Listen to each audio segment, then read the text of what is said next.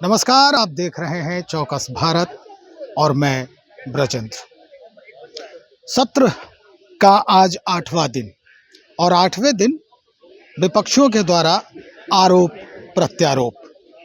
सबसे पहले हम उस आरोप की बात करेंगे जो फिल वक्त सबसे अहम मुद्दा है बिहार के उन लोगों के लिए जो रोजी और रोजगार के फिराक में लगातार डंटे और लाठियों को खाते रहे हैं, आंदोलन करते रहे हैं, बहालियों के लिए, अपनी नियुक्ति के लिए। डिग्रियां तो हैं, लेकिन सड़कों पर अपनी डिग्रियां दिखाते हुए कई बार प्रदर्शन करते नजर आए हैं। संदीप सौरभ हैं जो हमेशा छात्र हितों की बात करते रहते हैं, मुद्दों की बात करते हैं, रोजी रोजगार पर हमेशा फोकस रहता है उनका। साफ तौर पे कह रहे हैं कि सरकार अब बहाली खेल रही है। क्या कुछ कहना है, हम सीधा उन्हीं की जुबानी सुनवा रहे हैं आपको। देखिए, TRE 4 की बहाली तो कायदे से विधानसभा चुनाव से पहले आने वाली थी, लेकिन सरकार जुमला पे जुमला दे रही है। अभ्यर्थी वेट कर रहे थे और TRE 4 की बहाली को रोक के रखा गया। सवाल अब उसमें सीट का बचा हुआ है। सदन के अंदर सरकार ने स्वीकार किया कि ठीक है, हम बहाली लाएंगे, लेकिन अब मसला सीट का है कि आपको सीट बचा बचा करके बहाली खेलना है या अभ्यर्थियों को उनका अधिकार देना है, उनको मौका देना है। जब 26,000 पद केवल कंप्यूटर साइंस के खाली हैं, सदन में एक बार नहीं 2-2 बार माननीय मंत्री ने कहा था कि कंप्यूटर साइंस के 26,000 पद खाली हैं। अब बीच में इन्होंने क्या शुरू कर दिया कि जो पहले से शिक्षक होंगे उन्हीं को कंप्यूटर के ट्रेनिंग दे करके और उनको कंप्यूटर टीचर बना देंगे। तो कंप्यूटर साइंस के जो बच्चे हैं वो कहाँ जाएंगे? और जो बाकी शिक्षकों को आप कंप्यूटर का ट्रेनिंग दे रहे हैं, वो क्या 15 दिन में कंप्यूटर की ट्रेनिंग ले लेंगे?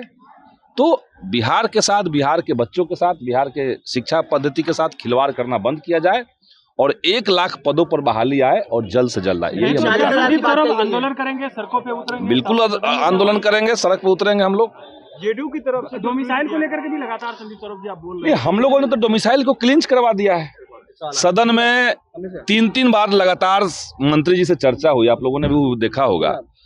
सदन में उनके पास अब कोई जवाब जब नहीं बचा तो हमने कहा कि बिहार के अंदर डोमिसाइल लागू हो और 2 और खामियां जो पहले से चल रही थी, जैसे महिला आरक्षण, ये स्टेट की पॉलिसी है महिलाओं को आरक्षण देना, तो इसीलिए महिला आरक्षण में भी महिला आरक्षण उन्हीं महिलाओं को मिले जो बिहार के निवासी हैं, दिव्यांग आरक्षण उन्हीं को मिले जो बिहार के दिव्यांग हैं। तो ये पॉलिसी सरकार ने स्वीकार किया है और TRE 4 में इसको इंट्रोड्यूस करना होगा। नहीं करेगी सरकार तो हम लोग फिर से आलोक राज, उन्होंने लंबे समय से इस्तीफा दे दिया। अभी तक BSSC में कई वैकेंसी है जो पेंडिंग में है। BSSC पुराने समय से ही लूट का अड्डा बना हुआ है। BSSC में 2023 में बहाली आई, इंटर स्तरीय प्रतियोगिता परीक्षा 23 के शुरुआत में, 23 निकल गया, 24 निकल गया, 25 निकल गया, 26 शुरू है।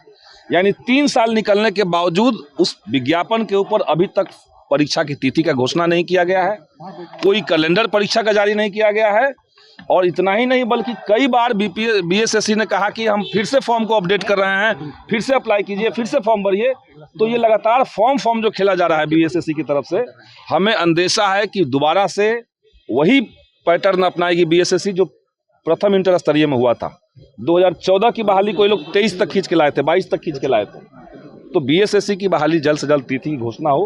हमने विधानसभा के अंदर भी इसको उठाया। एग्जाम के लिए भी छात्रों को सड़कों पे उतरना पड़ेगा, विधायक को सड़कों पे उतरना। यही तो बिहार की हकीकत है। सरकार का युवाओं के प्रति यही नजरिया है कि आपको विज्ञापन लाने के लिए आंदोलन करना पड़ेगा, विज्ञापन आ जाएगा तो परीक्षा की तिथि अनाउंस करवाने के लिए करना पड़ेगा, परीक्षा होगी तो आपको फेयर तरीके से परीक्षा हो, पेपर लीक के खिलाफ आंदोलन करना पड़ेगा, उसके बाद आपको रिजल्ट के लिए आंदोलन करना पड़ेगा, ज्वाइनिंग के लिए आंदोलन करना पड़ेगा और हर जगह लाठियां खाइए। तो ये सरकार का यही स्थिति है, आप लोग सब जानते हैं। 1 करोड़ के जो दावे हैं ऐसे ही पूरे होंगे आपको लग रहा है? 1 करोड़ का दावा जुमलेबाजी है और उसमें बहुत ज्यादा डेटा के साथ छेड़खानी सरकार कर रही है। सरकार कह रही कि हम तो 50 लाख दे भी चुके हैं, अब क्या कीजिएगा इसका? 2 महीना सरकार को आए हुए हुआ और ये कह रहे हैं कि हम 50 लाख दे चुके हैं। स्पष्ट हो गया होगा, कई तथ्यों को सामने रखा है संदीप सौरभ ने और कहा है कि सरकार रोजगार देना ही नहीं चाहती है, नियुक्तियां होनी है, रिक्तियां हैं, TRE 4 की बात करें, बिहार SSC की बात करें, लगातार इनमें नियुक्तियां आती हैं, लेकिन 2014 की बहाली जैसे 23 में होती है, 24 में होती है, ठीक उसी तरह लगातार ये बहाली का खेल खेलने की कोशिश की जाती है। तो सरकार सबसे जो अहम मुद्दा है रोजगार का, उस पर तवज्जो करे, उस पर नजरें इनायत करे।